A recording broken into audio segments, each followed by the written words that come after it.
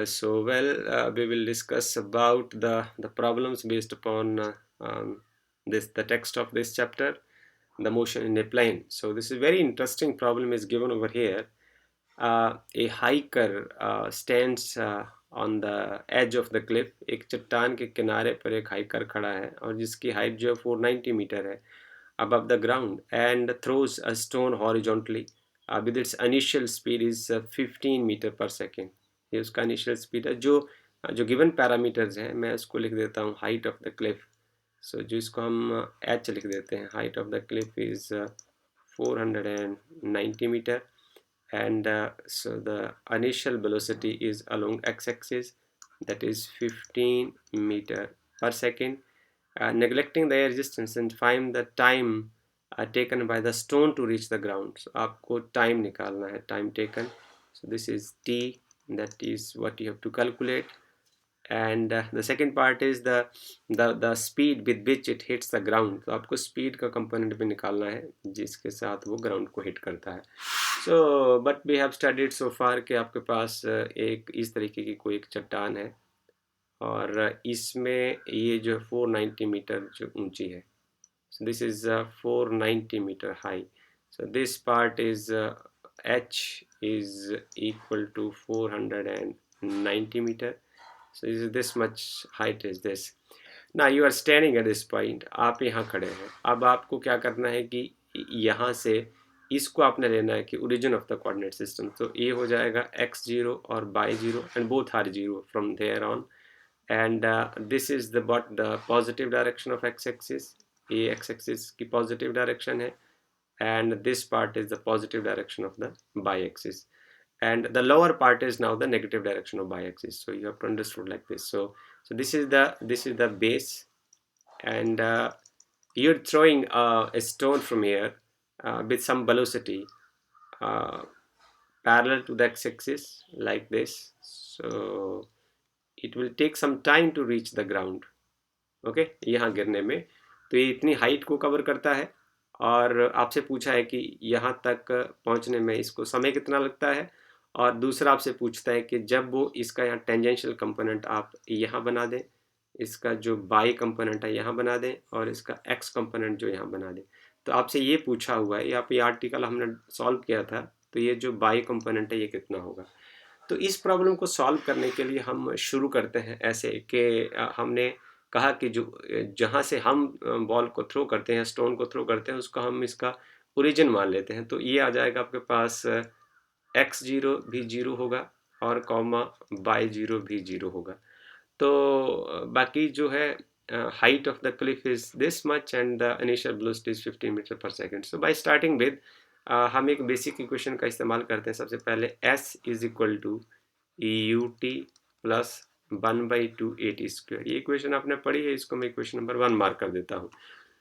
अब इस इक्वेशन को हम अलोंग द कंपोनेंट्स हम लेते हैं along X axis. Along X axis ये इक्वेशन आपके पास क्या हो जाएगी, ये हो जाएगी x minus x0 is equal to b0 x into T plus 1/2 ax into t square. But along x-axis what will happen, acceleration along x-axis is equal to 0. So you are left with x minus x0 is equal to b0 x into t. ये equation हो जाएगी आपके x-axis के along. Okay, so I will mark this as equation number 2. So now this is along y-axis. अब हम चलते हैं the same equation along y-axis. y-axis के along जो इक्वेशन होगी वो होगी हमारे पास y minus y0 is equal to initial velocity along y0 along y direction plus 1/2 acceleration along y direction into t square. So here इस point के ऊपर आपके पास क्या है, y0 is equal to 0 and y is equal to this is now minus 490. यहाँ आप देखें कि जो आपका स्टोन है उसको इतना नीचे आना है, नेगेटिव बाई डायरेक्शन में उसको 490 मीटर आना है तभी वो इस सरफेस को छुएगा. This is minus 490 and acceleration along Y direction is equal to minus this is 9.8 meter per second square. Okay, so and initial velocity along bidirection, ये आप करें कि initial b0 Y is equal to 0, क्योंकि आपने जो particle है उसको x axis पर लॉन्ग फेंका है. तो now you are left with minus 490 and this is equal to 1/2. g की जगह आप भर सकते हैं माइनस 9.8 and then this part is t square. So this is minus 490 is equal to minus 4.9 time T square. Minus से minus cancel हो जाएगा और आप यहाँ बाई 10 कर सकते हैं. 49 से 49 10. So this is t square is equal to 100.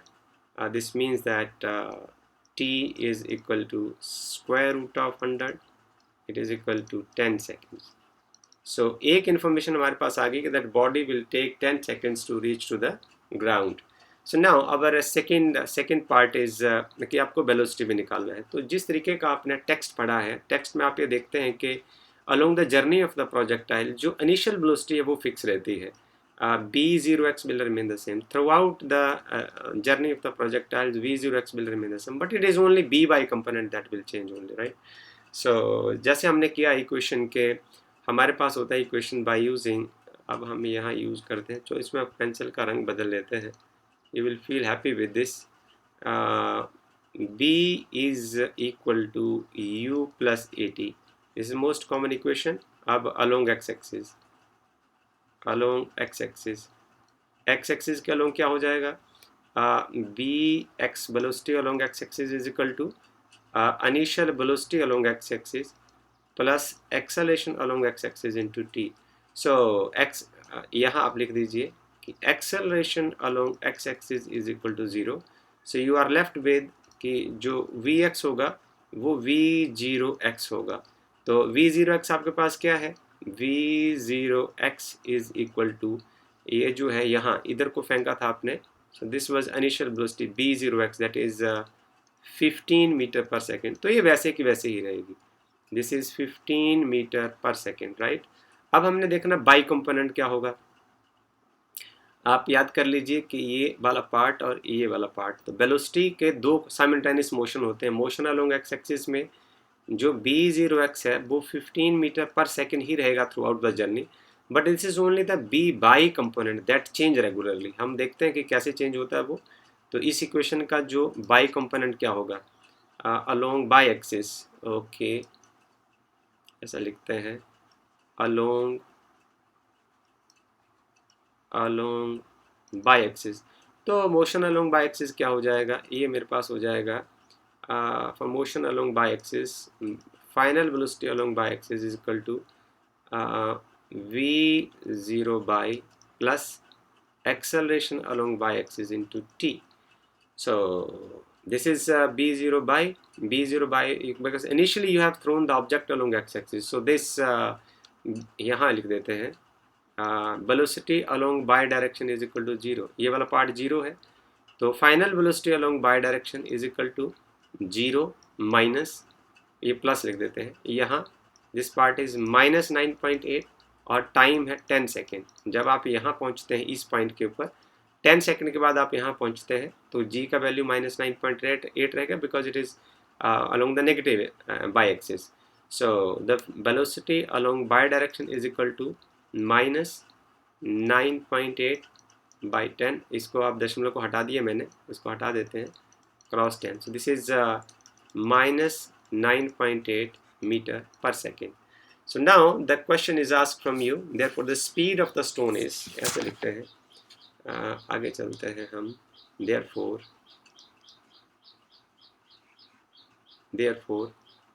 the speed of the stone is तो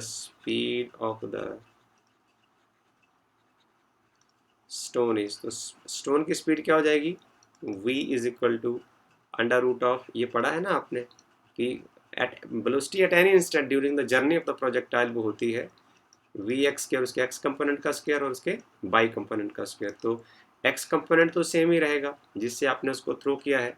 सो दिस इज 15 स्क्वायर प्लस ये आपके पास आ जाएगा -98 मीटर पर second. So don't feel it. मैं इसको हम करेक्ट कर देते हैं क्योंकि ये मिस्टेक हो जाएगा नहीं तो. You are left with this is -98 meter per second. So put it over here. This is 98 square. Okay, so this is equal to, I mean, if you will solve it, so this is already solved. This is 99 meter per second. This is the instantaneous velocity. So this is very interesting application of what we have studied in the text.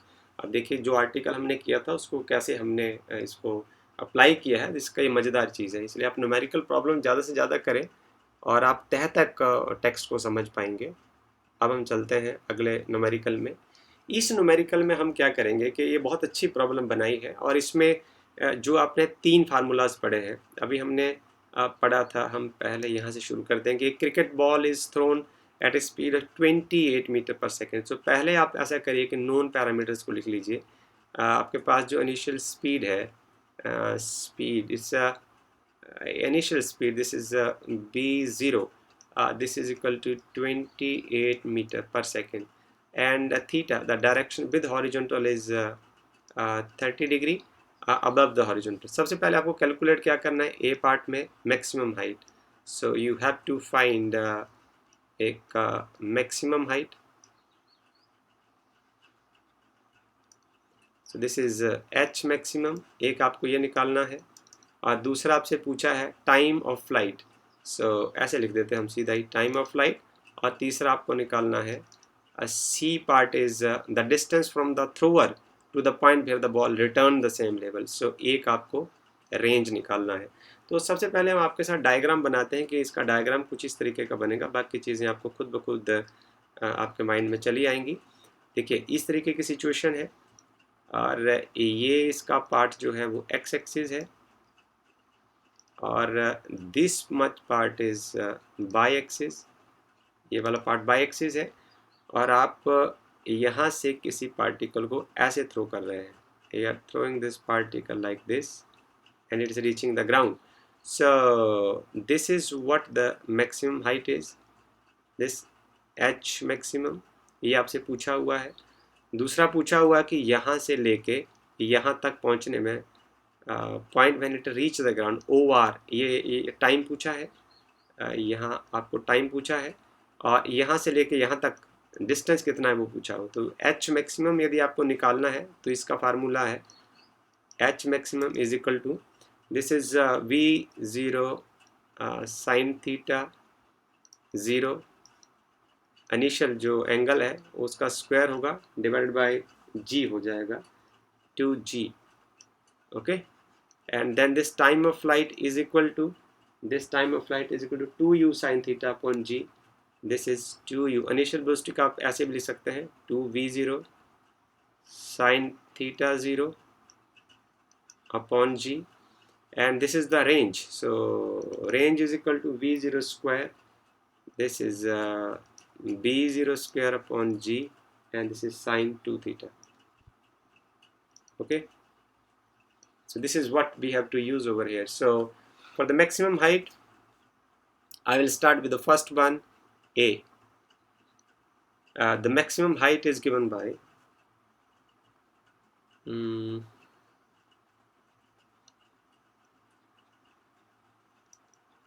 the maximum height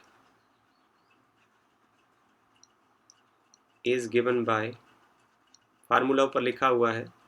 This is h maximum is equal to this is b0 sin theta 0 upon 2g. okay, this the square of this. अब everything is now known to you. आप इसको लिख दीजिए 28 into sin theta 0, sin theta is now 30 degree का आप square लिख दीजिए divided by 2 time g. 2 times 9.8. you should fill it up over here. So this is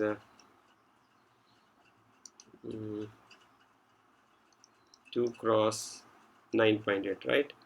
So I think it is easy now for you to 10 plus 1 student. This is 28 cross sine 30 degree is 1/2, ये आ जाएंगे 14, यहाँ ये square हो जाएगा and 2 cross 9.8। मुझे लगता है कि शायद आप इसको सॉल्व कर लेंगे और ये आ जाएंगे 14 into 14 divide by 2 cross 9.8 and this is equal to 10.0 meter. This much height will be attained by the projectile. So this the cricket ball. Okay. So the second part that is asked from you is the time taken to return to the same level. Time of flight जिसको हम सीधा सीधा बोल सकते हैं. This is time of flight. तो time of flight का formula क्या होता है, ये लिखा है यहाँ आप देख सकते हैं. This is 2v0. So v0 जो है वो है 28 और sine theta 0, this is again sine 30 degree upon only g, so that is 9.8, right? So I think you can solve it. So you come out with this 4 to 28. So it is 28 divided by 9.8. So that is equal to 2.9 seconds. I think you can solve it also. So now the range, यहाँ हम ऐसे लिख देते हैं, a range of cricket ball, a range of cricket ball is, तो वो लिखा है यहाँ रेंज जो है वो v square upon g. So initial velocity जो है उसका स्क्वायर हम कर देंगे. So that is 28 into 28 cross sine 2 theta means 2 into 30 degree divide by G. So this is 28 cross 28 sine 60 degree upon 9.8. So this is you can solve. I think it is not difficult to solve. So this is 69 meter as we have solved it as a rough work.